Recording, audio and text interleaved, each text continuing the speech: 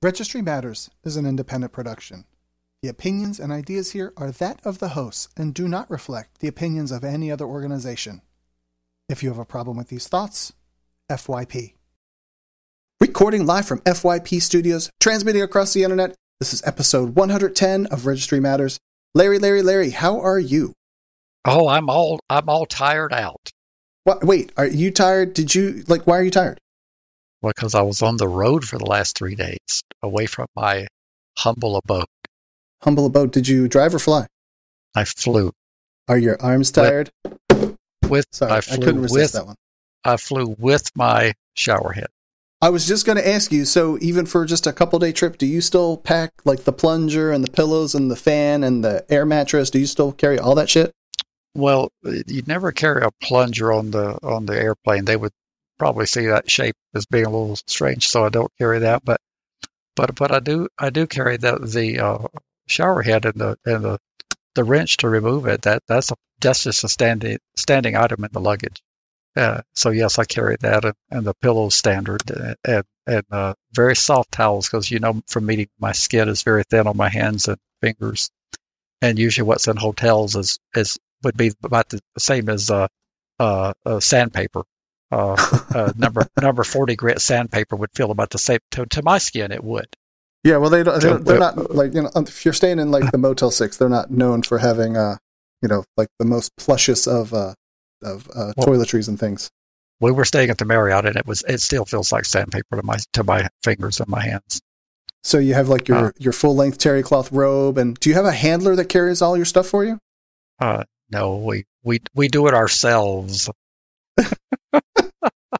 What'd y'all do so where were you traveling to? You went to Houston. What for? So, well, the National Association for Rational Sexual Offense Laws and the nonprofit foundation Vivante, we have a joint board meeting since the foundation is the arm of the that does the work. That's the nonprofit arm where we channel the legal efforts and legislative efforts directly through the foundation. So we bring the boards together to try to do a year's worth of planning over basically a day and a half. We start Friday afternoon and work through Sunday at noon. So we did a 2-day, pretty intense. We go 12 hours on Saturday with breaks, of course. But yeah, it's jam packed with a lot of work, a lot of slides to look at, a lot of discussion, and then we make decisions, and sometimes they don't get fully executed because of lack of human resources. But we try to come up with an annual plan. Okay. And I've actually always personally wondered this. When I started following things, NARSOL was just a 503c4, and then Vivante showed up. And why are there two things, and what's the difference? Well, the C4 is like an educational without tax deductibility. The entity itself doesn't pay taxes, but the donor does pay the taxes on the money that they donate. So the more attractive vehicle is the C3 designation under the Internal Revenue Code. And then there are limitations on what C3s can do. And particularly in the area of lobbying, there's a lot of discussion and disagreement about what constitutes lobbying. But what we do doesn't even come close because we don't do any real direct lobbying at NARSOL. We do education, and we do litigation, much like the ACLU Foundation. We just named it differently because at the time we created the foundation, their name was Reform Sex Offender Laws, and not NARSOL, and the RSOL was a name that caused a lot of consternation in political circles. Fair enough. Yeah, I mean, having something that just takes you away from that you don't mind having some sort of letterhead come up to your house that says Vivante. At least your mail carrier doesn't know you're supporting us people. No one has a clue what it is, and they'd have to spend at least Google to figure out what Vivante Foundation is. And we just recently are in the process of launching a Vivante website. I don't know if it's up and running yet, but it'll be easier to find out about Vivante once the website goes live if it has not. It's been there like for all of time, but I don't know that anybody has spent any time focusing on it. Well, it's being built out now with a professional. Outstanding. Wow, you got to love some professionals. Do you have any important takeaways from your little retreat? Anything worth sharing or that you can share? Well, the takeaway is always very similar. As we're overly ambitious about what we hope to be able to achieve, and then we don't find the human resources. The financial resources are improving. I mean, they're not anywhere near where they need to be, but there's only so much you can do without human resources, and we don't have enough financial resources to hire people. If we did start hiring people, we would go broke very quickly. So we use the financial resources for other reasons, including seed money for litigation. So we don't have people that you can hold as accountable. Volunteers are just that. They're volunteers, and it's hard to hold volunteers accountable for what they commit to doing, and they don't do it. Well, hang on. I gotta bring this up then. If you would take less salary, then they would have more money to focus on other things. That's just true. Well, if anybody drew a salary, that would be true, but no one does. No one does? No one at NARSOL draws a salary?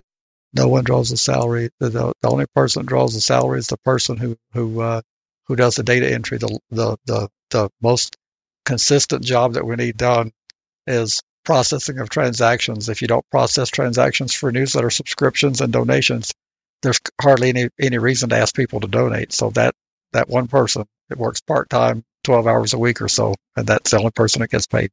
And not to release all that, but he's like minimum wage-ish. I mean, it's just a clerical job. Little above minimum wage, but very low. Our minimum wage is a little higher. He works here in my office, but that person earns very low wages for doing the work.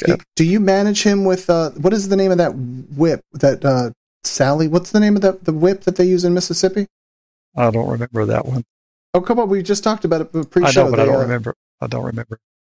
Oh man, we're going to cover it here in a minute. Just remember this. So tag this in your brain. Come back to this segment, and so Larry manages the person doing the data entry stuff with the whip that we're going to talk about in a few minutes. You ready to move on and cover some articles real quick? Yeah, it looks like they're all from Mississippi. Yeah, it's just about.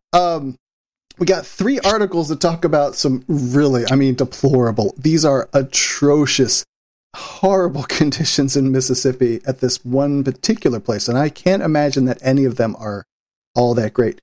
Go find the articles in the show notes, and you can see pictures that, obviously these are from contraband cell phones, but because of these conditions, there have been, the staff is quitting left and right because you can't pay people $10 an hour to go into a war zone. And the inmates it's like complete gang warfare, and they're controlling pretty much everything in the prison. They're controlling all the contraband, they're controlling the drugs, they're controlling bed mats, and there's mold in the showers. There's even a picture somewhere along the way of some rats hanging out on a rat trap, or maybe they're eating a lunch tray or something. How, Larry, do we get our people, and I mean our people as in our humans, our residents of the United States, how do we get them into these conditions? Well, this is very tragic to me. I had not lived in New Mexico at the time of the infamous 1980 riot, but I came shortly after when the attorney generals and all the investigative reports were in, and the things that contributed to that riot are exactly what you see in this series of stories here. If you look at the pictures of the people sleeping on floor mats, the gross overcrowding, and you look at the deteriorated infrastructure, and you look at the lack of programming or just too much idle time, and you look at inadequate food, inadequate security to keep the inmates safe, and you see exactly what the Attorney General's report identified as the powder keg that kicked off the most violent uprising in U.S. prison history, where 33 inmates were killed. I believe it was February 29, 1980. And that's there's already been deaths in Mississippi, but this is what's going to happen in their prison system if they don't take their responsibilities seriously to fund these prisons adequately. Folks in Mississippi, if you can't afford the number of people you got locked up, there's a solution. Don't lock up so many people. So it was 5 people. We were trying to find the number earlier. It's 5 people, and the whip is named Black Annie. Black Annie, yes. But if you can't afford to run your prisons in a safe, humane manner, then you need to let some people out and stop putting so many people in. But when you put a person in the care of the state and you deprive them of any means of doing anything for themselves, it's incumbent upon us as society to keep these people adequately fed, to keep these people adequately medical needs attended to, and to keep them safe. And if we can't do that, we need to let them go. I mean, it's really that simple. If we can't afford to do those basic things, we need to turn these people loose. Because then we're no longer responsible. There's some sort of threshold in there. There's some threshold in there, though, that has to be met. Like, you start obviously cutting off from the bottom of who gets locked up, but if you can't do the time, don't do the crime. I mean, isn't that where this goes also? Well, it's not a question of doing the time. I'm not saying they shouldn't have to do time. I'm saying if we're going to have people do time, we have to provide basics of human decency. We are incarcerating human beings, and we're depriving them of the opportunity to do anything. We've decided that they cannot be in society for various reasons, and I'm not standing in judgment of those decisions. But once we make that decision through our processes, then it's incumbent upon us to do the things that we will no longer allow them to do for themselves. And one of those is keeping them safe. That is correct. And keeping them clothed and keeping them fed at a minimal standard. We can't let people starve to death in prisons, and we can't let people be shanked to death in prison because we can't afford security. And we can't afford to have people. If we can't afford to stop people from being eaten up by rodents, we have to let the people go. Running a prison system, keeping people's medical needs, basic medical needs, and basic human needs cared for costs money. And those are values and judgments we have to make as a society. Is it worth whatever Mississippi spends, which will be on the low side? They run a lot of labor in prisons in Mississippi, and they try to keep their costs down. But if it's not worth $28,000 a year to keep that person in prison, don't send them to prison.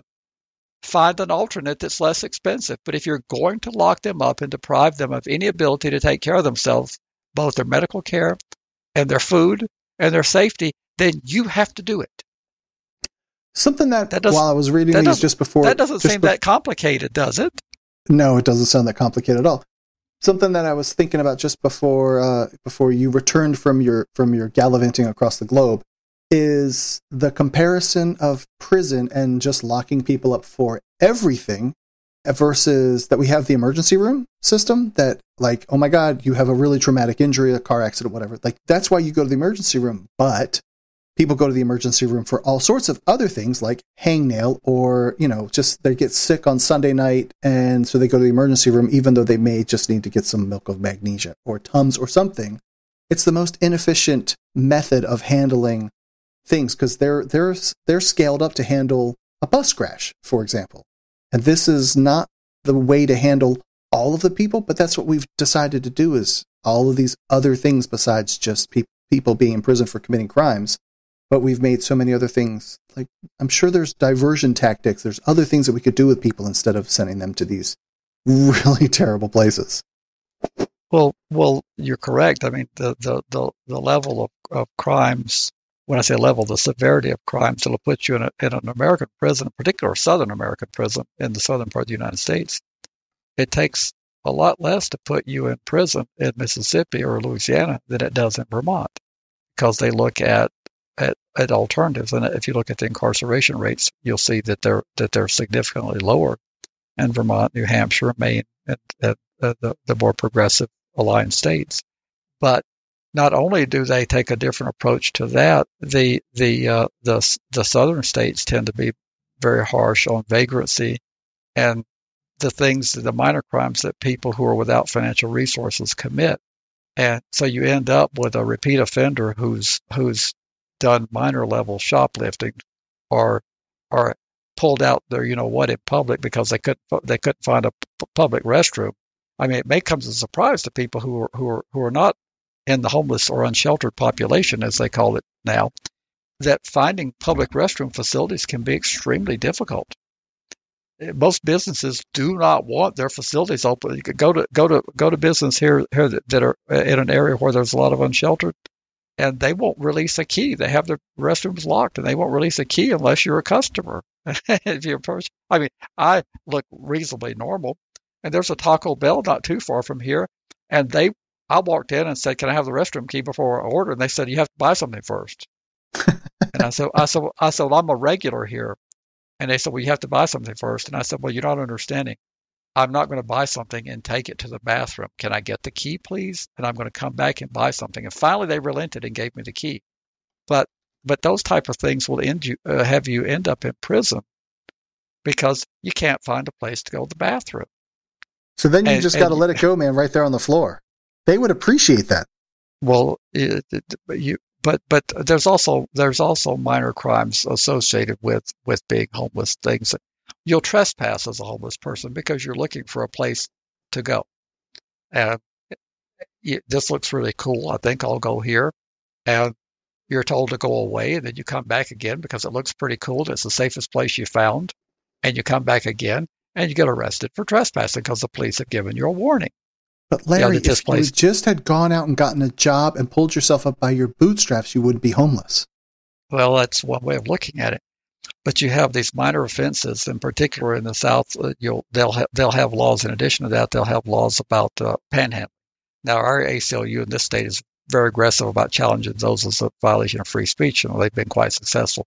So the city here has had very, very little success with panhandling. But you go to a lot of places, they'll get you for panhandling. They'll say that you're too close to the flow of traffic and that you're creating a public safety hazard, and they'll cite you or arrest you for panhandling. So you have that segment of the correctional population. Then you have the segment of people who were once institutionalized, who, for various degrees of mental illness, can't conform to society's expectations, and they'll do some minor crime, and they'll be taken to a jail setting, where in years past they'd have been taken to an institutional setting. So the jails have become a dumping ground of problems and the management of jails. I don't envy their position. I think I could do a better job of it, but it's tough managing a correctional facility. It really is, because of so much that you're dealing with that you didn't deal with 30 years ago. Right, and of course also that you are severely tied on how much resources you have. I mean, you're not in control of what the pay is, and then your whole staff quits because they're getting paid minimum wage, and they're not going to go into a war zone for minimum wage. It's tough, but Mississippi, in particular Parchman, which is what one of these articles was, the institution one of these was about. Previously, I thought they'd closed, but it is not. That prison is apparently a powder keg waiting to explode. All right. Then let's move over to, this is our, I don't even have a word for this tonight. This article is out of the Washington Post. It says, ex-officer accused of shoving prisoner faces federal charges. And what appears to have happened is the person that was getting booked was being very disrespectful. And that caused the officer to lose his temper, and he assaulted the person being booked. I guess he was past being booked, but so he's being charged. And there's a particularly interesting thing there at the end that I wanted to get your opinion about, where he says his attorney says that he hopes that the officer has put this behind him and focus on a new career and his family. And now that sounds like a very stark contrast to how people talk about our people, or just criminal justice folks in general. Well, that's exactly what an attorney would say about their client, even if it was one of our people. But the reality is they don't allow our people to put anything behind them. And I only wish that this officer, prior to him being on the wrong side of the law, I only wish this officer, when he arrested people, he would have said, and we hope that this person, if they're found guilty, because they are presumed innocent, but if once this person goes through the justice system, that they will be able to put this behind them, whatever this is. Something tells me that I doubt that this former officer, was a whole lot worried about people being able to put anything behind them. And that's what troubles me. We don't run into that very often, do we? About the hypocrisy of police officers. I think I was on the soapbox a week or two ago about the hypocrisy of when an officer gets arrested, they're very adamantly about saying, well, you've just heard a little sliver of the story, and you just wait till the whole story comes out. Don't jump to any conclusions. They're quick to say that, and that's fine. That's exactly what they should say, and that's what I would second them saying. but they never say that when it's the other way around. When they've put the handcuffs on someone and done the perp walk, they don't say, and we've lodged them into custody, but they are presumed innocent, and that presumption should follow them through the duration of these proceedings. I have yet to, and I don't think I'll live long enough to see that said. And then the other thing that they will never do is, and I think I said this an episode or two back as well, what they'll never do when on the officer side, they will say, when there's a bad officer that does something, they say, well, don't judge us by one officer. That is just one officer who messed up, and 99+% of us are doing a great job. And I agree with that. I don't know about the percentages, but I agree that a lot of them are doing very fine work. But I wish they would apply that same principle to when they're guarding people in a correctional facility. I can guarantee you that 90% of the inmates are not putting stuff up their rectums trying to smuggle contraband in the prison. I'll guarantee you that 90% of the people are not trying to fake sick call to get high. And I wish that they would treat those who do put stuff up their rectum, they would actually violate them for breaking prison rules. And I wish they would still let people have their holiday greeting cards. And I wish they would not treat everybody as if they were all the same. Because I'm in on their doctrine. I believe that you shouldn't treat all people the same and assume the worst just because there are one or two bad ones. But I wish you'd flip that over and do it the same way on the other direction. I assume that is something to the effect of just like you don't have people trained, like you're just it keeps scaling itself down to lower common denominator where everyone, like, we just can't trust anybody, no one can do anything, lock everybody down, and then we don't have to think about it anymore, and now it's easy. I think that's what that has to be. But then that would be the same thing for us. We can't figure out who the bad officers are, so we just have to treat them all as bad officers, right? I agree with you yet again. So I don't trust anybody with the little cop car lights on their cars. I don't trust any of them. Because they have demonstrated that they are quick to deploy tasers. They're quick to stick people with things that they shouldn't. And therefore, if you're wearing the badge, we should assume the worst. Of course not. But people get arrested and put in correctional facilities. Sometimes it's the wrong identity. Sometimes it's for nothing more than failure to make a payment on something that the person intended to pay but didn't. And there's a bench warrant and they get taken into custody. I promise you they're not running around with a baggie up their rectum when they weren't planning on getting arrested. All right. Have you come off your soapbox yet? But I wish the cops would merely extend that same courtesy that they're asking for themselves and say, no, they're not all doing this. And let's try to find the ones who are, and let's not destroy the whole house for everyone because there's a few bad apples here in the prison.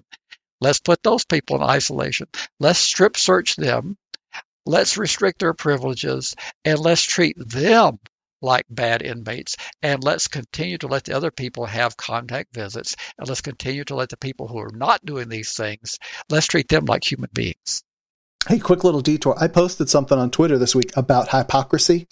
And hypocrisy, I like that. And someone fired back at me. It was something to the effect of, oh, I see, you're doing something about the registry. Well, if you didn't commit your crime, blah, blah. I was like, okay. But I was really mostly referring to this kind of conversation about hypocrisy, just kind of in general, that I try super hard to not be. It is impossible to not be hypocritical about something. But of course, I try super hard because it's a check on me. If I'm going to say we shouldn't judge all of our people this way, then we shouldn't judge all of those people that way. But at least in that context, I don't want to get shot. So I think I'm remotely justified in not trusting the people with the guns because it's easier to get shot with a gun than without one. It's really hard if there's no gun present to get shot by one. That would be true. And I guess I would say I didn't respond to a long, well-written email from a listener from South Georgia that he responded to. I didn't think that the punishment fit the crime for the officer, and he's entitled to his opinion that the punishment should have been more severe. But that's a part of the intellectual honesty that I try to adhere to, is that if we want individualized sentencing and if we want people to be punished proportionate to their life and their one mistake, he makes a valid point that officers wearing the badge are held to a higher standard. And that is absolutely true. But they're not held to such a super high standard that they get life in prison for someone else with something would get probation. And that was a pretty harsh sentence. And I don't remember the details of what it was. But that was the a pretty one that made the girls walk around naked. Yeah, so it was like a 10-year sentence or Yes. something. It was not exactly a slap on the wrist. And I thought it was on the harsh side. And so yes, I do believe that. But holding them accountable doesn't necessarily mean the most harsh punishment you could possibly imagine. Max sentences for everybody. Jeff Sessions. That's the Trump administration, but I don't agree with that. Hey, Larry, can you tell me about 5 cases, or at least the ones that you know about, the cases that could significantly reform Pennsylvania's sex offender registry? This article comes from The Appeal and is written by Joshua Vaughn. He is actually a friend of the movement in general, and he actually attended the Ohio conference. So if you have the opportunity to follow the individual on the social medias, it would be he's a worthwhile person to follow with criminal justice topics. What's going on in Pennsylvania? Well, the Pennsylvania comes up regularly on the podcast. We talk about the attempt of the legislature to. We roll back the clock to 2011. They passed their version of the Adam Walsh Act to come into federal compliance. They don't want to lose that precious federal funding, and they went beyond what was required to be compliant. But the Pennsylvania Supreme Court ultimately decided that they couldn't do what they're doing retroactively. And so therefore the question arose, what do they do to respond to the Munez decision? That was the name of the case. And they reenacted largely the registry that the court had held to be unconstitutional. So that's one of the cases. And then there's another one on civil commitment, and I don't know how to explain all 5 of them. But this revolves around the biggest segment of the people that are going to be the ones who would have gotten relief from the Munez decision, except the legislature reenacted what they considered a scaled down version, but they still put the internet notification, the internet publication, and that component of the registry is back before the state's highest court again in terms of whether that violates the Constitution. And the Attorney General was crying, "This is law enforcement apparatus you hear me speak about." The Attorney General is crying the blues about how this is going to compromise public safety. But when push came to shove, they weren't able to cite anything that supported that position. This seems to be pretty common that other than one example from Michigan, which is cited in this article, where I think all of the top, well, I guess not but he's for Philadelphia, Larry Krasner and a handful of other progressive DAs. But they always make carve-outs for us peoples, and they say that it is in the interest of public safety, yet there's a pretty big mountain of evidence that says that this doesn't change anything. So what is the point? It satisfies the public. That's the point. How is it that the public is so misinformed about how bad us people are? Well, yeah, I think I'll probably offend people if I said what I truly feel. I think that our public, our listeners are not a part of that public in terms they're listening to be better informed, and I think to know about the podcast, they're better informed than the average person. But the average citizen, in my opinion, it doesn't exert a lot of effort to be informed on current events, to be informed about the information is more accessible now. I think you and I had a conversation last week about what we would have had to have done to research something. I was just going to bring that up, actually. Yeah. And now you just click your mouse and your keys, and you've got the information that I would have had to have driven to the library for 25, 30 years ago. Not even 30 years ago, 20 years ago. When Al Gore created the internet. Unless you're one of those lucky ones that had AOL for 10 hours a month for whatever it was, 1999 or 20. Got mail. That's awesome. Yes. But I hadn't thought about that in decades. But this is a battle that I don't see ending anytime soon, because the court has not halted the enforcement of the registry, even having declared it to be invalid. They gave the legislature an opportunity to come up with a registration scheme that would fit within the contours of the Constitution. And the legislature went out of their way to reenact as much as they could. And it looks like, by all accounts, that they went beyond what's going to fall within the contours of the Constitution. So, but the legislature is not going to stop legislating. The courts can't require them to stop legislating. It wouldn't surprise me if they try one more time. If the Supreme Court says, well, your second version still violates the Constitution, I don't think they're going to throw up their hands and say, well, I guess that's it, folks. I don't think they're going to do that. I think they're going to come back, and I think they're going to try again. Now, they may come closer to getting it right the third time, but I think that they will legislate a new version of registration, and they may have to turn the lights out on it to meet the requirements for it to be constitutional. And this would be a major step if they were to say that the mere publication is punishment. If they were to affirm that one challenge of the 5, because then we'll have something we can hang our hats on and say, see, we told you that the internet had evolved to the point to merely listing a person's address and their information is punitive. So I'm hoping that's what they ultimately decide. I really do stand by. It is a pain in the ass, and it is a stressful situation to go to the place annually or quarterly, whatever your situation is, and go get booked, fingerprinted, and all of that. It is a very stressful day. But that, compared to the internet piece where someone can just type in your name and roughly your location and you pop up, I personally feel that is significantly worse, and that is the biggest barrier that we people have to living some modicum of normal life.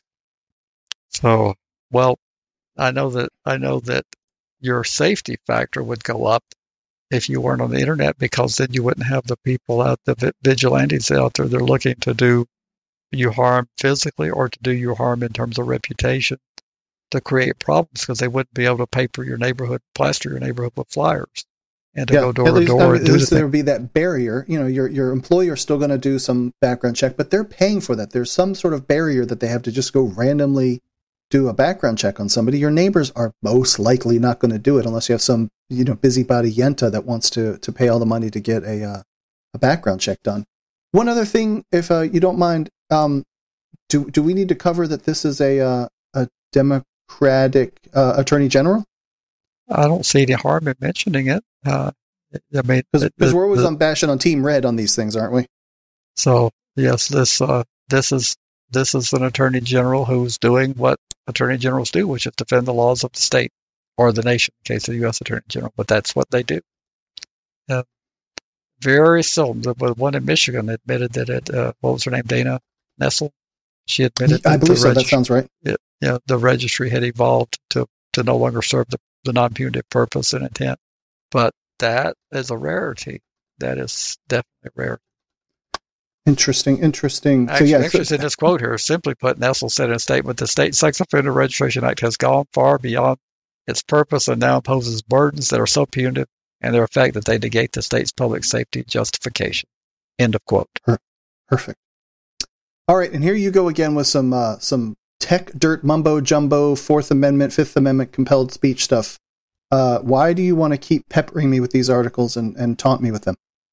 Because I love this developing a case law. This is just so fantastic that this issue is being examined by courts across the land, and it so illustrates how rational minds can disagree.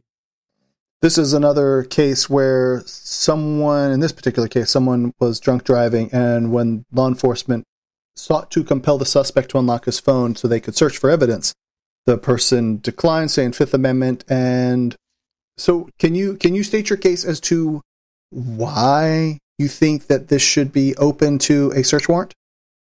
No, state my position. What? Because I'm not sure my position is clear. But what is it you're asking me to do? So we were talking about a pre-show. Like, why do you think that? Why do you think either way? Take your pick. Why should you be forced to open your phone if asked to testify, to give up your password, or why do you think that it should be a sanctuary? The phone is not you, and therefore the Constitution protects in terms of the Fifth Amendment, that's the against self-incrimination.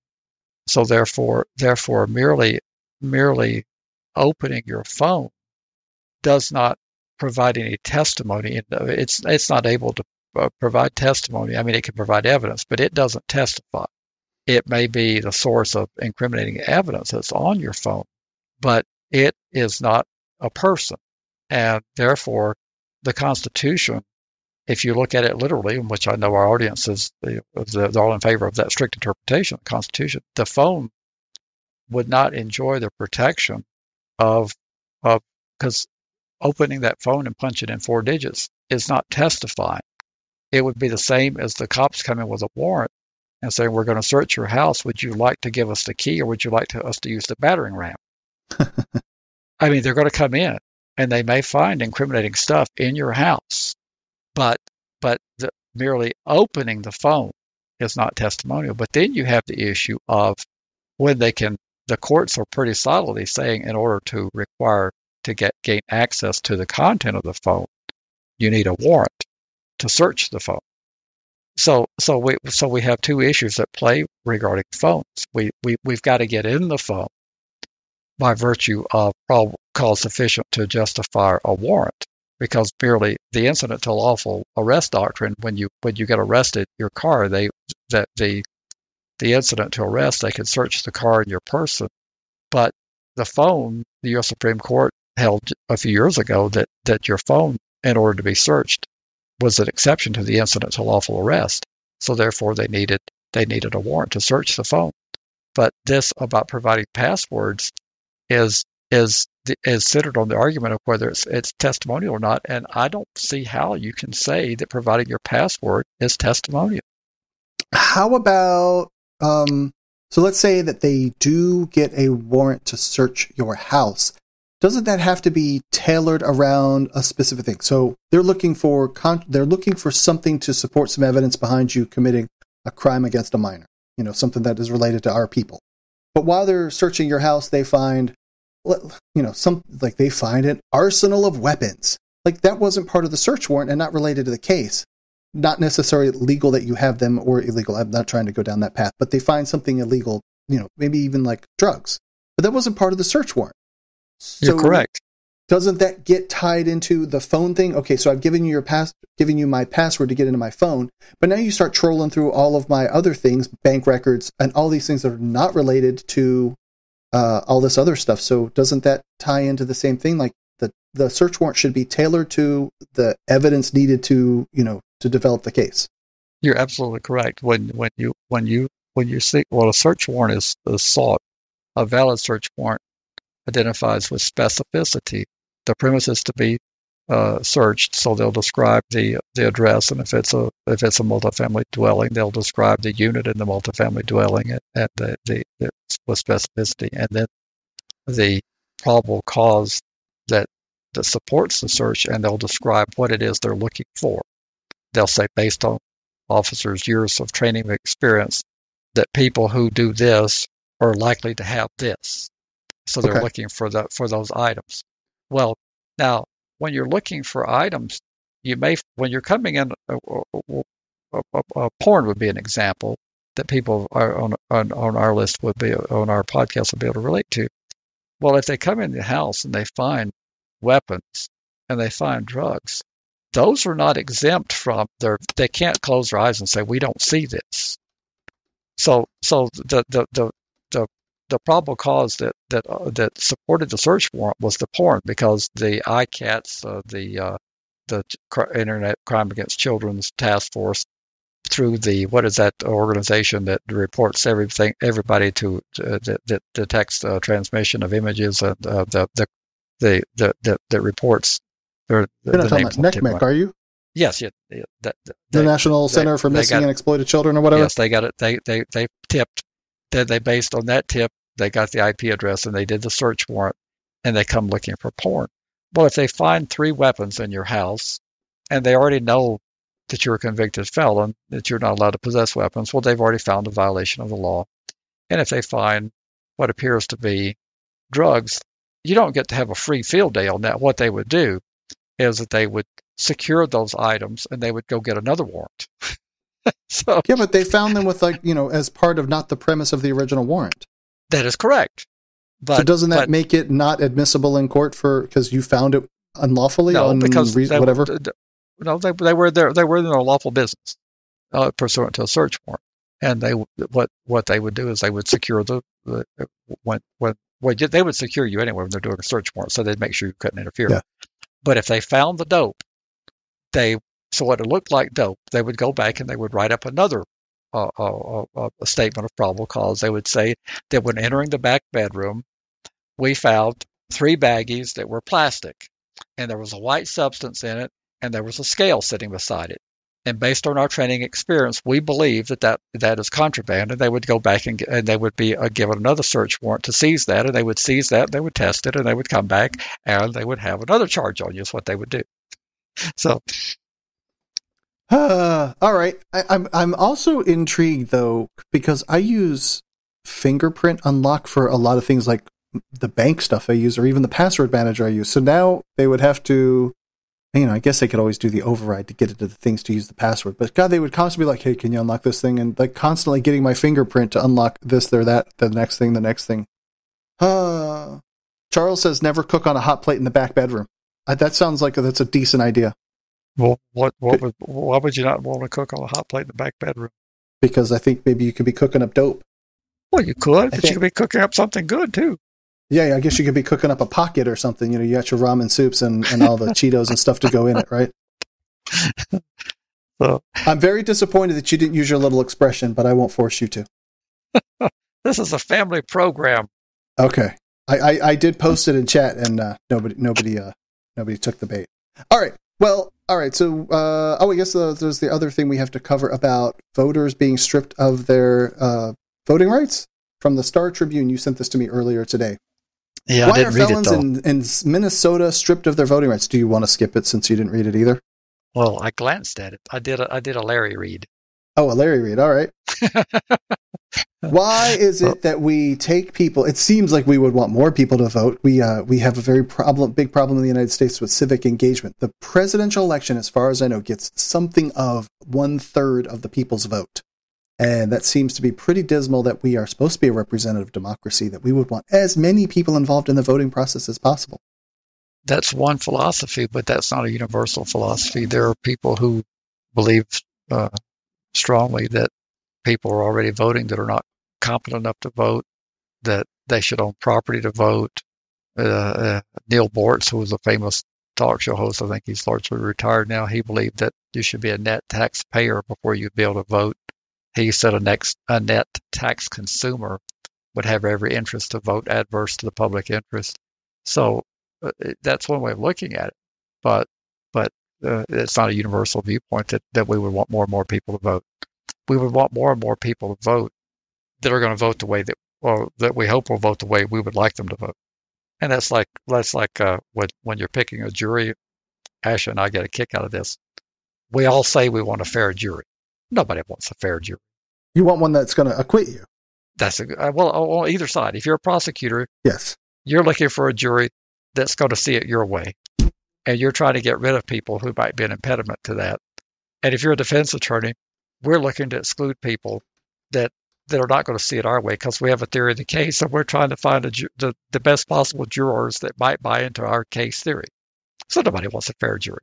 Well, that's the same thing about voting. People want to expand the pool of voters that will help their side of the election. The Republican conservatives, they want to shrink the number of voters who they feel would be detrimental, and some of them will be honest enough to say it. And they want to shrink the voting, and there are people on the Democratic side who they zero in on what they believe would be a majority Democratic constituency, and they said we need to get these people registered to vote. And so it's kind of normal. Okay, because it has come up here. So there's only it's in the single digits of states that have some long term, if not permanent. Is it permanent still? Yeah. There's a few that have. It says Minnesota is one of 18 states where felons may not vote until they complete post-incarceration supervision, such as probation and parole. others like Michigan and Indiana automatically restore the rights upon release from prison. And that's where I'd like to see our state go, but we're not going to be able to get there in the next year or two. But I think it's only like a single digit, if not maybe like 12, that you are just forever barred. Yeah, but everyone else can get back. Yeah, there's either an automatic restoration when you complete all obligation, or you can file some minimal something. There are a few states where you have to get an executive clemency, and there's some where I don't think you can do it. Period. But it's the movement is towards getting people reenfranchised, and that's a good thing, because I don't have that fear. I have been around enough people with criminal records, and they don't automatically vote one way or the other. So I think it's going to be a wash. I think if anything, it's going to lean toward the conservative side. But it's going to be a wash, or either the people are going to vote conservative. You'll have some offset from the minority community. Black people tend to vote more Democratic, but that's going to be offset by the white voters, which they make up the majority of felons. So I'm not so sure that we're going to have this massive number of people, new Democrat voters, as Rush Limbaugh likes to refer to. Tell me why that bothers you so bad? Because it's not the name of the party. And it's not Democrat? Not Democrat. Democratic, right? Democratic Party. And he does that just to ruffle your feathers, right? Well, he doesn't do it to mine. It was George W. Bush was the first one to use that, and it was like the drive-by. He coined the drive-by media phrase in the Democrat Party, and then Rush has adopted it and has done it and a lot of talk show hosts on the conservative side do it, but Rush is the biggie because he has the largest audience, and that he'll never say Democratic Party. So if I ever had the luck of getting on his show, I would do the same thing to the Republican Party. I'd mispronounce it. I'd call it the Republican Party.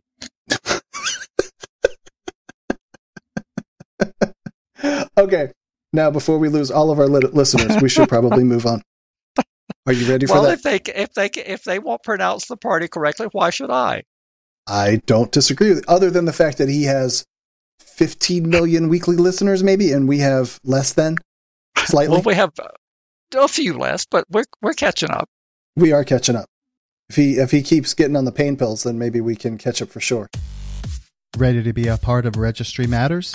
Get links at registrymatters.co.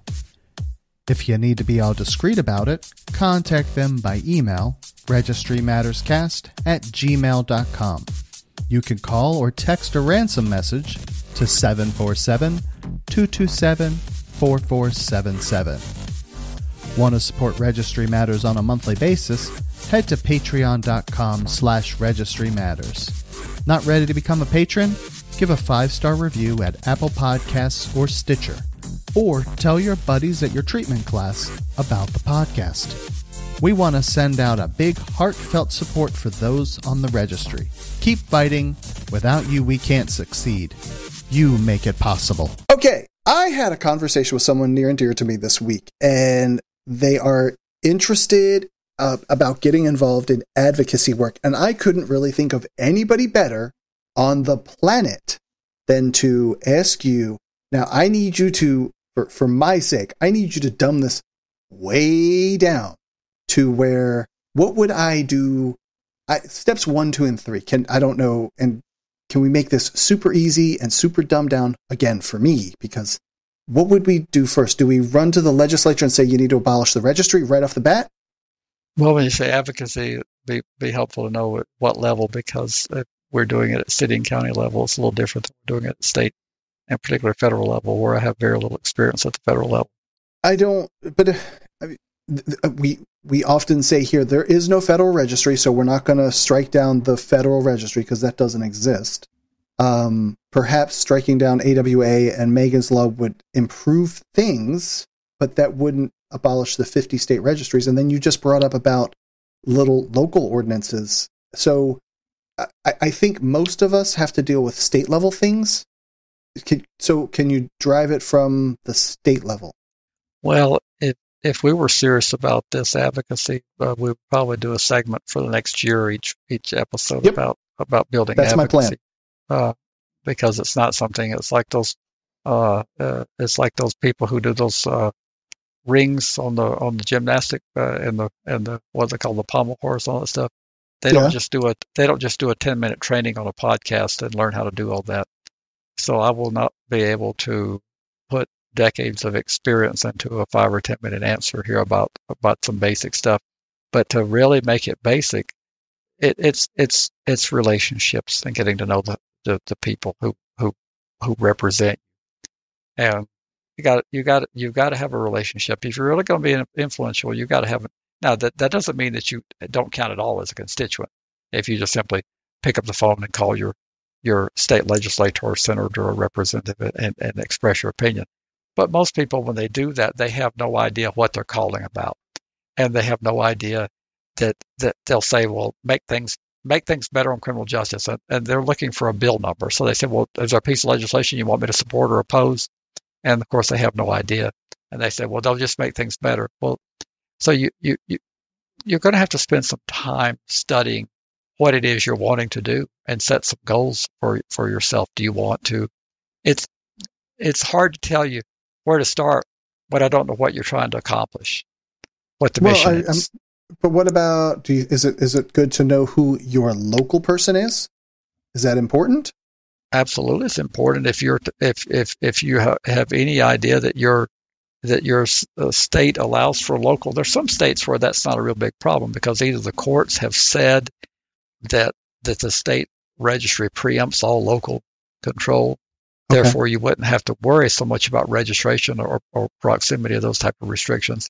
Or in my state, where by state law we've said that they're preempted, but there are a lot of states where there's no preemption. So you have to be thinking about not only what the state may do, but what the city or county may do. If you live in Texas or Florida, I could go on, Louisiana, places where does Georgia have any locally imposed restrictions? Not as far as I'm aware.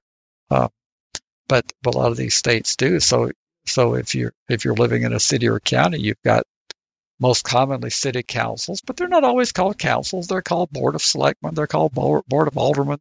They're called board of supervisors. You've got whatever your local governing structure is, and you usually have a county. Except in the case of Louisiana, you have parish level ordinances. So you've got the potential for things to come at you from several directions, and awareness is the first step. You can't do anything if you're not aware. Okay, and so awareness of, so someone's going to go to the legislator and say, hey, you big piece of poop, I need you to fix these things because you schmuckheads didn't make things better for my people before. Is that the right approach to talk to your local legislator? Probably won't be very successful if you use that approach. So I realize that the thing that you're saying about relationships is being respectful and dressed appropriately, but what about committees? And I think this will be like the last thing that we cover before we move on. How do you know what committee is in charge of what thing? Well, how you know is by using the legislative website, which we wouldn't have had 25 years ago. We'd have had to driven to the Capitol and we'd have got to print a bill finder to see. They printed a daily document, the bill locator, overnight, and it was ready for pickup each day, and you would look to see where each bill was in committee. Well, now you click your mouse from the comfort of your home, and you watch the legislation and see. But there's no point to do that if you don't have a plan. I mean, I get a chuckle when people say we're tracking it. I say, okay, you're tracking legislation. And what is your plan if the legislation starts moving in a direction you don't like? Tracking it is a prelude. It's a necessary step. You can't react if you're not tracking. But do you have a plan of what you're going to do if the legislation is moving? Because a lot of legislation never moves. It gets introduced and it just sits there because there's too many things in too short a time, and bills don't get hearings and they die. But if a bill begins to move, what's your plan? And they look at me and say, well, we're tracking it. But what is your plan? Well, we're tracking it. That's not a plan. I mean, it's a plan to watch it, make it, well, if you're going to track it, watch it go to the finish line. But if that bill gets set for hearing in a committee and it gets heard and it has a due pass favorable recommendation, it's well on its way to pass in that chamber. And then if it passes that chamber, that's a leg up towards getting introduced and past the other chamber and getting to the governor. So what is your plan? Well, the plan is what we need to focus on, is when you approach a legislator, you need to have a wish list of what you'd like them to do. Making things better is not a wish list. I'd like you to vote no for against House Bill 60 when it comes before your committee, and here's why. I'm going to give you 3 good reasons to vote no. Don't give them a binder full of research. Don't tell them your life story. Give them 3 sound bites of why they should vote. No more than 3. You can give them less if it's a really good one, but no more than 3 sound bites of why they should vote no. And one of the things that I think you are a master of, Larry, is those sound bites. This is why, like, you are perfect for this podcast, because you can get your thought down to a very concise 30-ish something second kind of like, here's this, that, why, done, I'm out. And it's you've rehearsed these things. I assume that you already have more or less predetermined answers to a lot of these things when you're going to go talk to somebody. You have your elevator pitch, I guess, is a way to word it. That is correct. Now, if I were in, for example, like in Pennsylvania, and assuming that I happen to be right, if it does go the way I expect it to go, and if the court rules in our favor and says that this is unconstitutional, and they start a third version, then you need a couple sound bites. Well, I don't know the committee. I'm assuming if it's a House bill sponsored by a House member, it's going to be a House bill. It's going to be assigned to at least the House Judiciary Committee, possibly another committee, or it may just be one, or it may be 2. But when it gets to the committee, you're going to have some sound bites that's going to appeal to those Pennsylvania still under Republican control. So you're going to have something that resonates with them. So my sound bite would be, well, we've spent an inordinate amount of money to defend an unconstitutional law twice. Why are we going to do this again? There. So kind of hit from that point, from Team Red, so to speak, that we would hit them from money side of things. They claim to be guardians of the purse. Of course. And they claim to be the stewards of good and careful spending, and say, look, we've spent on these 2 cases, or there's 5 right now, but on these 2 main challenges against the ex post facto imposition of these enhanced requirements, we've spent over $1 million in legal fees. Now, to a large, prosperous state like Pennsylvania, that's not a gob of money, but it's significant. And I'm sure they could use it somewhere else. I'm sure they could, and say, look, we don't want to go down this rabbit hole again. Let us work with you to come up with a constitutional registry, because when you tell that person those talking points about wasting money, they're going to say, and so you want me to throw up my hands and quit? I'm not going to do that. They're not going to do that. So you say, well, okay, well then let's work together to come up with something that the courts will accept and that we will accept. And you know what okay, well, what will you accept when they come back? Well, the internet's the problem. You just gave me, if I were a lawmaker, you just told me that you would accept being registered, although you wouldn't like it, if they didn't publish you. So you get your precious registry, and you don't do the worldwide publication. And we'll stand down if you do that. That would be a position to take. Does that abolish the registry? No. But you're not going to abolish the registry through court action, because it would be possible to have a registry that would pass constitutional muster. I had to double check. I was like, wait a minute, we're not going, but if we were going to, that would be a place to get it done, but it is not going to get done because we register everything else. A registry is not the unconstitutional piece. In and of itself isn't. Right. So therefore, for the court to say you can never have a registry, there would have to be no registry that could ever be constitutional. And they can't say that because registries are eminently constitutional. But they might say that you can never humiliate people with putting their address and their picture on the internet, because it's too devastating in a modern society to do that. So therefore, you can register all you want to, but you can't list these people. We may get to that point, and that would be a fantastic victory, because then people would not be subject to vigilante justice. They wouldn't be so easily discriminated against. And that would be a dramatic improvement from the status quo. But back to the talking points, don't go in with a life story. That's what people are tempted to do. They know that if they go in and tell their story, that it's going to be a tear-jerking episode, and that the lawmaker is going to want to do all they can, he or she, to help them. And it doesn't work like that. Can we sharpen that, though? If it is me going into the legislature saying these things, That is one avenue. But what about a family member, a spouse, a child, someone along those lines? What about them going and telling their tear-jerking story too? That is far more powerful. That is far more powerful. They won't do it, but that would be far more powerful if they did do it. Can you imagine like a 10-year-old son or daughter going to the legislature saying, "Look, I want my daddy to live with me, but because of these stupid residency restrictions, he can't live at home where we've had a house for 40 years in the family. But because of this, we can't live there." That would be fantastic, and the vigilantism would be even more fantastic. We certainly don't want people getting gunned down just because they have their picture posted on the internet, or mistakenly, because we've covered that out too. Well, when I said vigilantism, that wasn't what I'm meaning to say, but that is a good point. I fear vigilantism, but what I was intended to say was the ostracization that they feel when they can't participate because the families, their kids' peers won't let them hang out because his dad is on the registry, and the soccer mom has looked up that person. You can't go to there. You can't be near that person, and that would be very powerful if they would do that. Right, because there's that whole side of it. I was thinking vigilantism is the case where we have people's houses getting shot because their pictures on the internet, but because of all of the other restrictions where now you can't be involved in your kid's life. And that would be, I think that would be a place where the evidence comes in to back up. Here's the testimony saying that this is a really shitty way to have a child grow up without a parent because of these restrictions. Here's the evidence to also confirm why it's also a stupid thing to do, because it doesn't make any sense and it doesn't protect anybody. They should have chosen different parents. That's all I can say. Okay.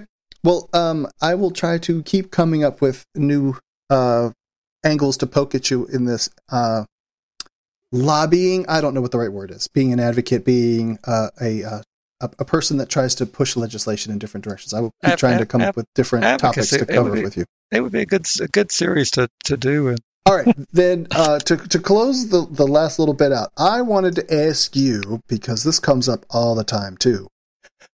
So if NARSOL and whatever advocacy group this is, if you want to fund your local animal shelter and they're trying to push some sort of legislation through, they have a very finite amount of resources and they have to pick and choose what they're going to go after and all that. And I wanted to have a conversation with you about how do we pick the right avenue to go? How do we determine whether it's good or bad? How do we pick which area to focus on? And I mean physical area, like north, south, east, west, which part of the country? And what are the consequences of us actually then even trying to go after and change some of these laws? Well, are you talking about in terms of legal challenges? Because that's where I have the biggest role is in terms of our legal efforts. Absolutely. And so I wrote down as a note. So example, one of my first interactions with you was about the Georgia bill thingamabobber, the law where after 2 years of probation, you get unsupervised. And while we were interviewing attorneys, you were making trips over here and all this stuff, and we're going to visit people. Then, a bill gets introduced and announced, and they ultimately swept the rug out from underneath us, and they changed the law. So, and we were looking at a legal challenge against that to compel them to follow the law as it existed before it was changed. But when you have the very limited resources that NARSOL has, which is a fraction of what the ACLU has, a fraction of what these alphabet organizations you hear of. I mean, it's just a Southern Poverty Law Center is another one. The NRA. I mean, we couldn't. I know, right? But so when we have such a small pie compared to them, we're all of the organizations, whether it be the ACLU or the Southern Poverty Law Center, they're in what's called impact litigation, and they're looking for some cause that's going to impact more than just an individual. You could have the greatest injustice in the world being done to you, but if it doesn't have impact beyond you, you're probably not going to have any interest whatsoever from an organization. If it's the Freedom from Religion Foundation, they're looking at having impact beyond you. They want the nativity scene that's paid for by the taxpayers to come down off the town square. They're not trying to get you your dispute with an individual church congregation where they told you not to come back. They're not trying to resolve that. That's about you. What You see about what I'm something saying? like the yeah, I do. And what about something like the Georgia challenge? Can you walk me through part of the decision process with the Halloween sign? And, I mean, we didn't have any plaintiffs originally, so it was just sort of something that Larry pulled out of his hiney to go challenge in federal court. Well, what we look at now, there's probably be best to lay out the types of cases how we could get involved. We could get involved as the initiator of cases, which is what we did in Georgia. We initiated that case through finding attorneys and finding plaintiffs. But that's not always going to be the case, and probably more often not going to be the case. What's going to be more likely the case is going to be where there's something already happening, and it's up at an appellate level for review. And in those cases where there's an appeal, then we might come in as a friend of the court, as an amicus party, and try to affect the outcome because an amicus party, a friend of the court, can get information in a brief that the parties to the action cannot. We're given a little more leeway to give opinions and to bring information to the court that the court might not have developed below. So we might come in as an amicus party. But what we're always looking for is impact. Is this going to impact a significant number of our constituency if a favorable decision should ensue? And so if we come in on a case that's already underway, we didn't get to pick any of the stuff. We didn't get to pick the parties. We didn't get to pick the attorneys at the trial court level.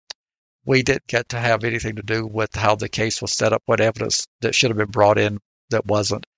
All we know is that either we're on the losing side and we're trying to reverse that, or in the case of Millard v. Rankin in the 10th Circuit, we're on the winning side. We joined and put in an amicus brief because we want to preserve the victory that was awarded by the trial court below. So in those cases, Millard v. Rankin, if that is upheld, that is going to have impact far and wide, because the registry is unconstitutional because it violates the cruel and unusual punishment clause, and that becomes the law of the 10th Circuit. We're talking about a number of states whose registries would have to be dramatically altered to remove the punitive nature of the cruel and unusual nature of those registration schemes. That's Colorado, is that right? Yeah, that's Millard versus Rankin out of Colorado, which is before the 10th Circuit, still sitting there. So we didn't have anything to do with the initiation of that case. I mean, that was Allison Rutberg, and that was her clients. And that was Judge Mage, who recently passed. That is correct. So, but the common denominator is impact, and if it's a case we're going to initiate, we're going to try to look at the winnability factor of it. In an ideal world where you just had unlimited resources, you wouldn't have to take that into consideration. But our donor base is not going to be excited about us if we constantly initiate losing. I mean, there are a few people who say, "Attaboy, I mean, she tried and she really did her best." But if you don't win any cases, and particularly if you take those losing decisions up on appeal, those become precedential decisions.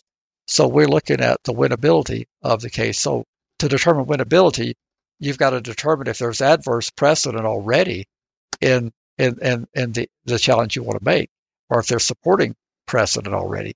And that requires a little bit of work to figure out if, like in the Fifth Circuit, you'd be foolish to continue to fight residency restrictions after the Fifth Circuit said in this Louisville, the case with Louisville versus Duarte, that Richard Gladden took all the way to the Fifth Circuit.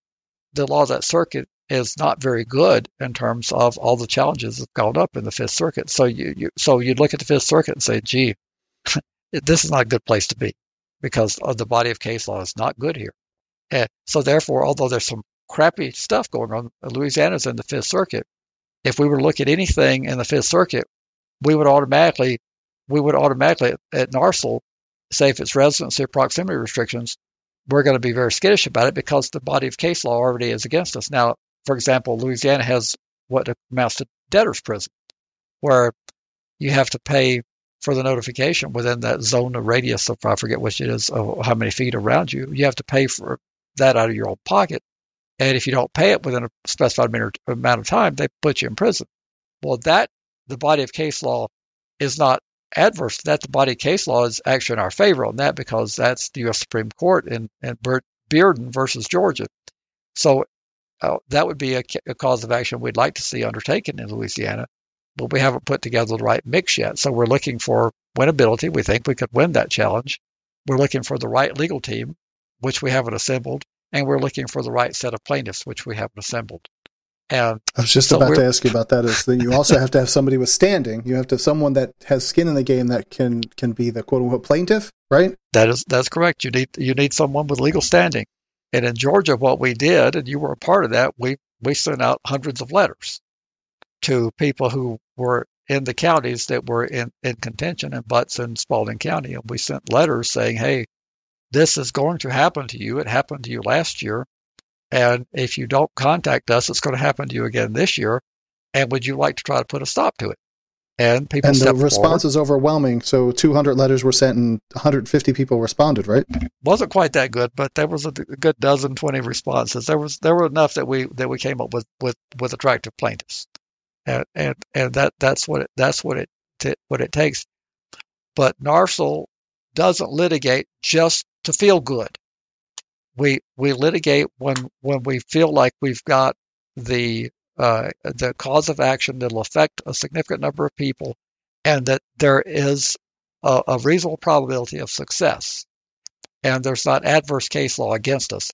There's no point to go back in Texas and file another residency restriction against another city, because the panel that decided Louisville is not going to be overruled by another panel of the Fifth Circuit. So until the U.S. Supreme Court rules, which would be a superior court to the Fifth Circuit Court of Appeals, until the U.S. Supreme Court rules that residency restrictions violate the U.S. Constitution, or until we can find some component of the Texas Constitution that they violate, we're done on that issue. Or until a residency restriction that's so much more exclusive than Louisville comes along that we can distinguish ourselves from that and say, well, yes, you did say that in Louisville, but this one is different. Well, they had over 90% of Louisville off limits. So it would be hard to conceive of a residency restriction that would be more restrictive than that. I mean, I guess you could have theoretically 100% off limits. Yes, right. But it would be foolish to expend a bunch. I mean, our donors would really think we're great people if we expended $30,000-$40,000 to go back and challenge another city in Texas, only to be flushed again at the Fifth Circuit. I would think our donations would start to dry up if we did that. So we're looking at the winnability of the case, and we're looking at how many people it's going to help. And then you always have to decide among that criteria of who's more important. Are the people in prison more important? For example, there are people in states like Illinois, which that case is in federal court and has been won, that are being held in prison after they've served their time. In New Mexico, we've got the same situation. Well, if you've got limited amount of resources, do people who have served their debt to society, have paid it in full, and they won't release them simply because they don't have an approvable address? How does that rate on the priority against someone who can't live within 1,500 feet of something, but they're at least in the free world? Which is more important if you have to pick and choose? Sounds reasonable to me. Well, that's the tough dilemma we're in. So we're like in a position where we have a small amount of a small pie to work with, and there's a tremendous amount of injustice around the country of things that are wrong and things that should be challenged. But Larry, these injustices are so great that shouldn't the legislature just be barking up, calling NARSOL off the hook, saying, we want to fix these things. How can we help you? Sure, that would happen. Why are you so negative all the time? Now, what should happen is these attorneys ought to just give their time away, and they should fund the expenses related to litigation out of their pocket in addition to giving their time away. That's what they should do. Your role as like the legal genius behind all of this, that's again the reason why I'm asking you these kinds of questions, is to try and figure out how we go about, what is the idea, how do we go about figuring out what we're going to challenge, where there seems to be more activity in certain places like North Carolina, and there seems to be zero activity in other places. I can't even think of what it would be because it doesn't even come to mind because we don't talk about it ever.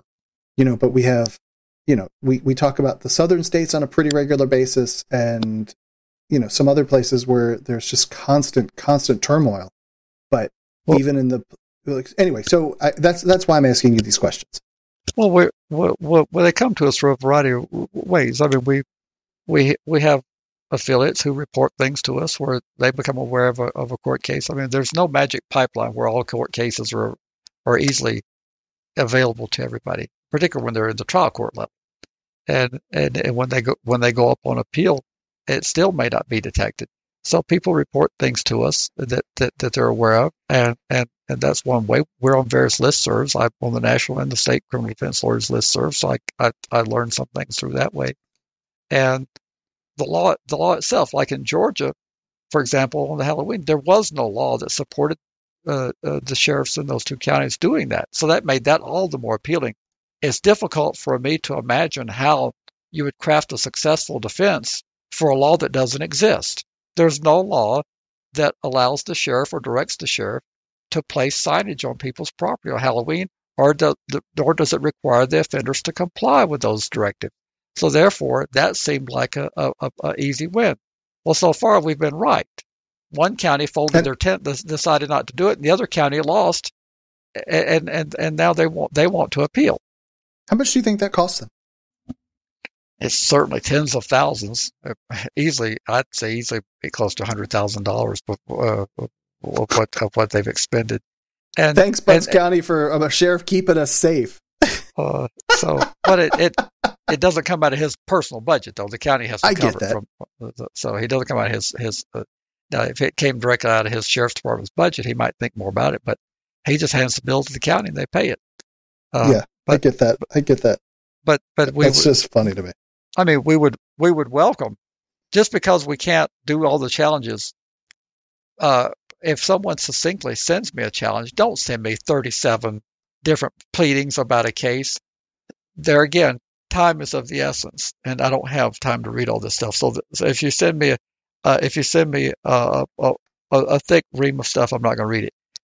If you think there's a good cause of action out there that will affect a significant number of registrants, and you care enough about it to write up what that constitutional issue is and why you think we can win it. Not just this is wrong and ought not be happening, but we can win this because of like what I just said. I just told you why I thought I could win the Butts County case. I could win it because there was no authority underlying the action they were taking.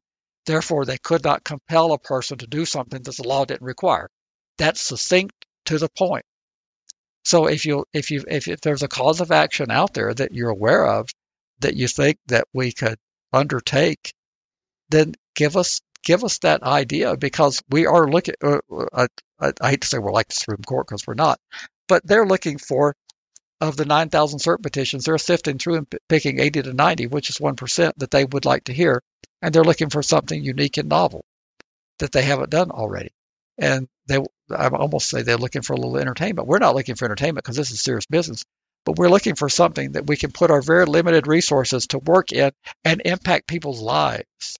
I believe when it's all said and done, when this Georgia case plays itself out on appeal, I believe that we will be able to impact people's lives, because although it's only Halloween, it's only one day a year. I get that. But it's also expanded in Tennessee to be a whole zone of holidays around Halloween, and then it's expanded to be Christmas season, and it is the stepping stone towards greater victories when we nail them, like on something that we're going to nail them. Butts County Sheriff, we're going to win. I mean, you can't turn your ship around. I mean, he's gasping on life support, trying to turn his losing ship around, and he's not going to be able to do it because he never had the authority to do what he was doing. So his two options are to fold the tent and lose, or keep losing more. Well, what his options are, and I've encouraged him to do exactly what he's doing, and I'm hoping he's listening. His options are to help us get an appellate level decision so that we will be able to shut this down through the entire Southeast, because the 11th Circuit is Georgia, Florida, and Alabama. So what he's doing is exactly what we need him to do, is to help us get an appellate level decision out of the 11th Circuit. Now, the lawyers are not as arrogant as I am. They think that the 11th Circuit is dangerous and they could actually lose this. I'm not worrying about that at the level they're worried, but you never can count your chickens before they hatch. Is it possible we could lose? Yes. We could draw the worst panel on the 11th and we could lose. But this is such a no-brainer that I believe that even a rookie judge could get this right, because without authority to do something, you can't compel a person to act. Now, we're not even having to fight about the constitutionality of a statute that requires signage, because there is no statute. I was just going to put that icing on that cake, though, because there is the constitutional piece in the First Amendment side of it, and you've never even brought that up in this conversation. Yeah, well, so without a statute, he doesn't enjoy any presumption here of constitutionality. So he is in such a pretzeled position that he's gasping for something that will never happen. He can't win this case, but no one has either been able to tell him that or convince him of that. And he may know that he can't win it, but he's going to play it through the 2020 election. I don't know what the man's up to, but I know that sure. that we win either way. If he folds his tent, we win. And if he appeals and doesn't drop his appeal, which he'd be well advised to do, but if he doesn't do that, we're going to win there as well. So and we will build from that body of case law. We will have a good, favorable decision in the 11th Circuit, and there's still that case of McGuire's out of Alabama that's still pending in the 11th Circuit, and who knows, this might help impact the McGuire decision since they haven't rendered it. And McGuire's what? I don't remember that name. That's the case where the attorney named Mitch McGuire had a brother who had been convicted in Colorado in '88, who had never had to register, and he moved to Alabama, and he went straight to the sex offender office and said, now, I just want to know, I got this old conviction from '89 in Colorado. Do I have to register here? And they said, well, boy, you hang out here and let us do a little checking. And they said, yep, you sure do. And if you don't register today, we're going to lock you up. Thank you for coming on in. And Mitch has spent, I think at last conversation with him, he had expended over $200,000 of his personal funds fighting his brother's case. And he had like $1 million worth of billable time in it between him and the other organization, the equal justice under, what is it called in DC? The equal justice under the law. I don't know. I don't know. Phil Telfayan's group. Okay. I know who you're talking about there, but I don't know the name of the group. But okay. Yeah, but between them, they had $1 million worth of billable hours fighting this case. Well, whatever's keeping them from rendering their decision, and I have no idea what it is, it could be if we get a favorable decision on something like this with the sheriff, it may help. I don't think it can hurt. It may help because it's another nail in the coffin of excesses of the registry. Which is what we're arguing, that the whole thing is constitutionally over the top. It's nothing approximating a civil regulatory scheme. I understand, and we are much longer than I wanted to go, so we are going to wrap things up. Is there anything else that you want to have a 30-second soundbite to go over? And I do not. Excellent. All right. Well, visit registrymatters.co. That's the website. You could leave voicemail or call in questions, or you could just harass Larry if you would like to at 747-227-4477. Email address is registrymatterscast@gmail.com. Larry, and what is our favorite way when people support us? Where do they go? They go to patreon.com/registrymatters. Outstanding. And then you can follow us on Twitter. You could subscribe to the YouTube channel if that's how you... I have somebody in chat that says that they're totally going to call and harass you. Follow us on Twitter, follow us on YouTube, and I think that's all we got, Larry, and I think I'll see you next week. All right. Thank you. Good night. Take care. Bye.